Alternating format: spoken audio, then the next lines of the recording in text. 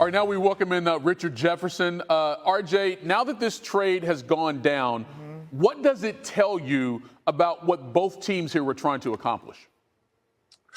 Well, it tells me that I think Milwaukee did a very good job. They were very, very patient with this process.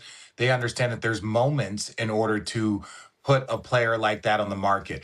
I wasn't surprised that right after the draft lottery and they knew what every team was going to have as far as a pick, that's when his name, they were like, okay, we're now taking offers. Because there were teams that could have offered him a first round pick, but you didn't know if it was going to be 2, if it was going to be 12, if it was going to be 8. You didn't know.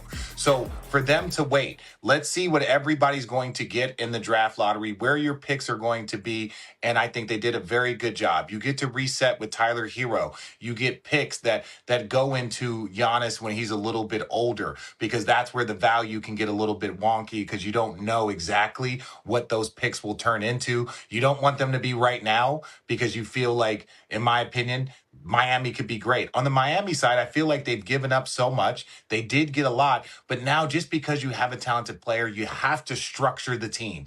You have to now build an elite team around Giannis, and you've given away a ton of assets. Are they going to be elite next year? I think that they are a top 4 team, in my opinion, going into next year. If everyone's healthy, if they could do it, but they still have a lot of room that they have to fill out on the Miami side. So what exactly do they need to strike when the iron is hot? What would you like to see them do?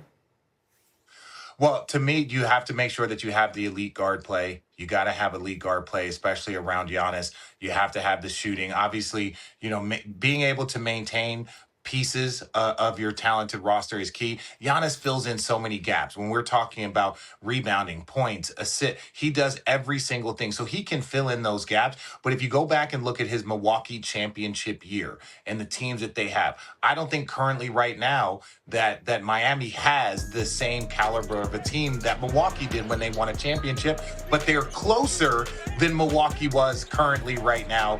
And so I think that that's a good move for Giannis to be in a place, Miami, the Heat